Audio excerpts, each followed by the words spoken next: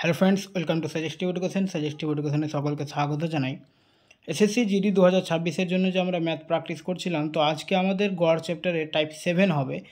এর আগে আমরা 6টা টাইপ প্র্যাকটিস করেছি। আজকে টাইপ 7-এ আমরা প্র্যাকটিস যেটা করব, ক্রিকেট ইনিংসের উপর ভিত্তি করে যে প্রশ্নগুলো পরীক্ষায় আসে। তো এখানে জিডি 2023-এ কোশ্চিন এসছে ক্রিকেট ইনিংসের উপরে। দেখো, একটি ব্যাটসম্যান তার 13তম ইনিংসে 85 রান করার পর তার গড় 5 রান বেড়ে যায়। তো 13তম ইনিংসের পর তার গড় রান কত? বলছে 13তম ইনিংসে সে 85 রান করেছে। তখন এই 85 রান করার পরে তার গড়টা 5 রান বেড়ে যাচ্ছে। তো 13তম ইনিংসের পর তার গড় রান কত? তার মানে ও 13তম ইনিংস খেলছে, তো তার আগে কতটা ইনিংস খেলেছে? অবশ্যই 12টা ইনিংস খেলেছে, তাই তো। আর এখন ফাইনাল ইনিংস কটা খেলছে? 13টা। এই 13টা ইনিংসের পর আমাদের গড়টা চেয়েছে। তো ওই 12টা ইনিংসের গড় যদি আমরা এক্স ধরে নিই, আমি ধরলাম যে ওই 12টা ইনিংসের গড় হচ্ছে এক্স, ঠিক আছে। আর 13টা ইনিংসের গড় তাহলে কত হবে? যেহেতু 13 ইনিংসের পর গড় তার 5 করে বেড়ে যাচ্ছে, তার মানে এক্সের সঙ্গে 5 যোগ গড় এক্স ছিল, 5 করে বেড়ে যাচ্ছে 13তম ইনিংসে, ঠিক। তো 12টা ইনিংসে তার মোট কত? তাহলে 12কে এক্স দিয়ে গুণ, মানে 12টা ইনিংসে প্রত্যেকটার গড় হচ্ছে এক্স, তার মানে মোট কত গড়, মানে 12কে এক্স দিয়ে গুণ করলে মোট বেরিয়ে যাবে, তাই তো। আর 13টা ইনিংসের মোট, তাহলে 13কে এক্স প্লাস 5 দিয়ে গুণ করে দিতে হবে।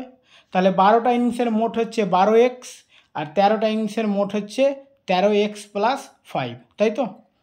এবারে এই 12টা ইনিংস থাকছে, কিন্তু এখানে যদি আমরা 13টা ইনিংস করে দিই, মানে 13 নম্বর ইনিংসে 85 রান করছে, ভালোভাবে বুঝো। এখানে 12টা ইনিংসের মোট হচ্ছে 12x, ওর সঙ্গে 13তম ইনিংসে যা রান খেলেছে মানে 85, এটা যদি আমরা যোগ করে দিই, তো মোট 13 ইনিংসে এতটা মোট হবে, এতটা রান হবে।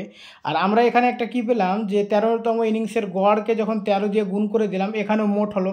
তার মানে এটার মান আর এটার মান সমান বের হলো, তো মাঝখানে সমান চিহ্ন দিয়ে দিলাম। আর একবার বলি অঙ্কটা, যে প্রথমে 12 ইনিংস খেলেছিল, তো প্রত্যেকটা ইনিংসের গড় ছিল আমি ধরে নিলাম এক্স। এবারে 12 ইনিংস খেলার পরে গড় যখন এক্স হচ্ছে, তাহলে মোট কত রান হয়েছিল? তো 12কে এক্স দিয়ে গুণ, মানে 12x মোট হয়েছিল। এবার 13তম ইনিংসে 85 খেললো, তাই তো। তো আমি যখন 12xের সঙ্গে 85 যোগ করলাম, তো 13 ইনিংসের মোট হয়ে গেল। তো 13তম ইনিংসটা যোগ করে দিলাম যেহেতু। আর এখানে কি করলাম, যে 13তম, যদি 12টা ইনিংসের গড় যদি আমি এক্স ধরি, তো এখানে বলছে 13তম ইনিংসে তো গড় 5 বেড়ে যাচ্ছে, তো এক্স প্লাস 5, আর মোট মানে ওটাকে গুণ করে দাও গড়টাকে, তো গড় যখন এক্স প্লাস 5 হলো, তো 13 দিয়ে গুণ করে দিলাম, মোট হয়ে গেল। এই দুটো সমান হয়ে গেল। এবার এখান থেকে এক্সের মান বের করো, অঙ্ক হয়ে যাবে, ঠিক আছে।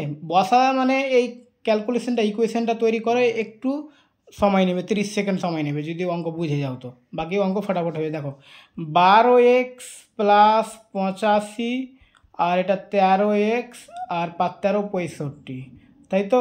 তো এখানে দেখো, যদি উল্টাপাল্টা করতে যাও তো অনেক টাইম নেবে, মানে আবার লাইন একটা লিখতে হবে।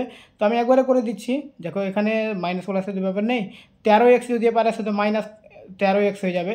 তো 13x থেকে আর 12x বাদ দিয়ে দাও, একটা এক্স থাকবে, আর এটা 85 থেকে 65 বাদ দাও, তাহলে 20 থাকবে। এক্সের মান হয়ে গেল 20। ক্যালকুলেশন যদি না বুঝতে পারো, তো তোমরা যেভাবে ক্যালকুলেশন জানো ওইভাবে করে নেবে, ঠিক আছে। একটা লাইন লিখলেই কিন্তু আর হয়ে যাবে। আমি এটা একটা লাইন টপকে দিলাম, তো এক্স সমান হয়ে গেল 20। তো এক্সটা আমি কি ধরেছিলাম? 12তম ইনিংসের গড় ধরেছিলাম। তো 12তম না, 12টা ইনিংসের গড় হচ্ছে 20। এবার 13তম ইনিংসে কি বলছে? 5 বেড়ে যাচ্ছে। তো 20-র সঙ্গে আমি যদি 5 বাড়িয়ে দিই, তো 13টা ইনিংসের পর তার গড় হয়ে যাবে কত? 25, অপশন সি, ঠিক আছে। 20 বেরিয়ে গেছে বলে 20 কিন্তু উত্তর হবে না, এক্সের মান 20 হয়েছে বলে 20 হবে না, ঠিক আছে। চলো, পরের অঙ্কটা একই রকম আছে, আর 2023-এ এসেছে। চলো, এখানে একই কথা বলছে, যে 15তম ইনিংসে 97 রান করে, যার ফলে তার গড় 5 বেড়ে যায়। 15তম ইনিংসের পর তার গড় রান কত ছিল? তো দেখো, 15তম ইনিংস খেলেছে, তার মানে আগে 14টা ইনিংস খেলে নিয়েছে। 14টা ইনিংসের গড় ধরে নিলাম এক্স, তো মোট কত হবে? 14x, ঠিক আছে। আর যেহেতু গড় 5 বেড়ে যাচ্ছে 15তম ইনিংসে, তার মানে 15তম ইনিংস যদি ধরি নিই তো 5 গড় বেড়ে যাবে। আগে ধরেছিলাম গড় কত, এক্স ছিল গড়, এবার 5 বেড়ে যাবে তো x+5 হয়ে যাবে কততম ইনিংসে, এটা 15তম ইনিংসে। তাহলে মোট হয়ে গেল 15x+5। ওকে, আবার এখানে তো 14টা ইনিংসের মোট আছে, এখানে 15টা ইনিংসের মোট, এটা সমান হবে না। তো এই 15তম ইনিংসে যত রান করেছে এখানে যদি আমি এটা যোগ করে দিই তাহলে এখানেও 15টা ইনিংসের মোট হয়ে গেল, মানে যোগফল হয়ে গেল, আর এখানেও 15টা ইনিংসের যোগফল হয়ে গেল। তো এটা আমি সমান করে দিলাম। এখান থেকে এক্সের মান বের করো। তো 14x+97 সমান 15x+5×15 তাই তো। আচ্ছা, এটা আমি এবার করে দিচ্ছি ওইভাবে, যে একটা লাইন লিখে, একটা লাইন কেন, দুটো লাইন হয়ে যাবে। আচ্ছা, আমি এটাকে এইভাবে তো লিখতে পারি, 15x+75 সমান 14x+97, এটা লিখতে পারি তো, তাহলে অনেকে বুঝতে পেরে যাবে। ঠিক আছে, তো 15x থেকে 14x বাদ দিলে হবে একটা এক্স, আর 75 থেকে 97 থেকে 75 বাদ দিলে, মানে 75 থেকে এবার মাইনাস হয়ে যাবে, তো 7 থেকে 5 বাদ 2, আর 9 থেকে 7 বাদ 2, 22। তো এক্সের মান হয়ে গেল 22। আমি 22 কী ধরেছি, মানে এক্সটা কী ধরেছিলাম, 14টা ইনিংসের গড়।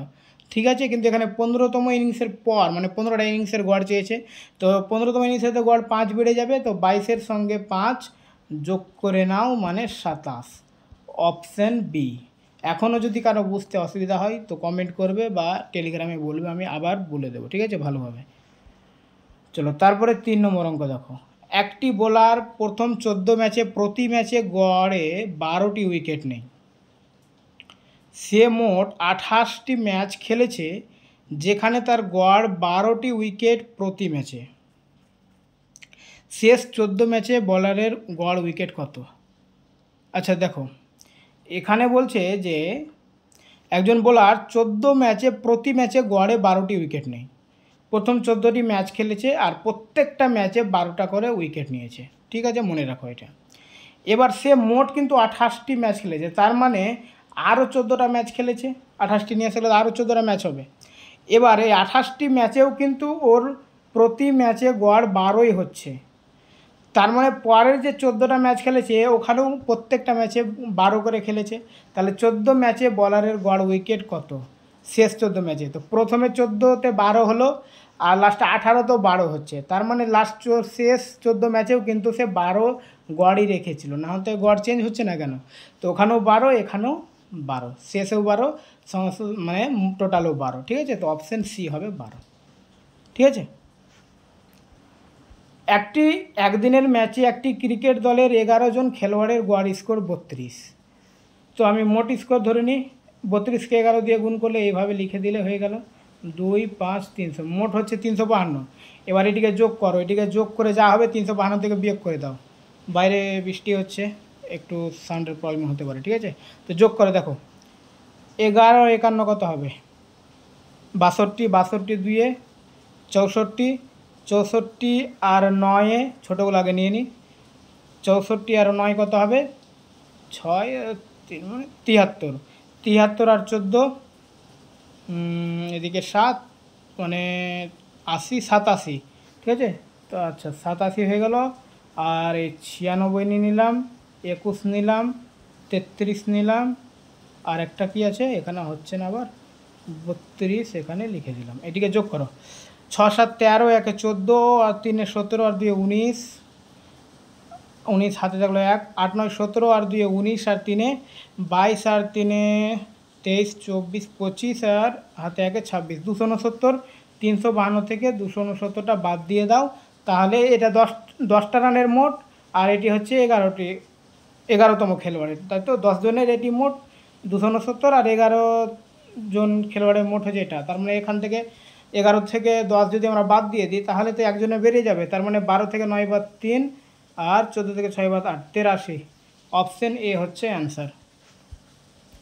তারপরে দেখো, একটি ব্যাটসম্যান তার 5টি ইনিংসে 50 56 42 38 এবং 78 রান করেছে, তাকে তার 6ষ্ঠ ইনিংসে কত রান করতে হবে যাতে গড় 60 হয়? দেখো, 5টা ইনিংস প্রথমে খেলেছে, এটি যোগ করে নেওয়া হবে। 5টা ইনিংসের মোট কত, তো 50 56 42 38 আর 78 যোগ করলে কত হবে, 6 2 8, 8 8 16, 3 8 24, আর 5 5 10, 4 14, আর 3 17, আর 7 24, আর 2 26, 264 হচ্ছে মোট। এবার এটা হচ্ছে 5টা ইনিংসের। এবার 6টা ইনিংসের মোট কত হবে? 6টা ইনিংসের গড় যদি 60 হয় তো 6টা ইনিংসের মোট হবে, বাংলায় লিখছি না, সবটা ইংলিশে লিখছি আর এটা এখানে বাংলায়, তাহলে মোট হবে 6 6 36, 360। তো 360 থেকে 264 বাদ দিয়ে দাও, এটা 5টা ইনিংসের মোট, এটা 6টা ইনিংসের মোট।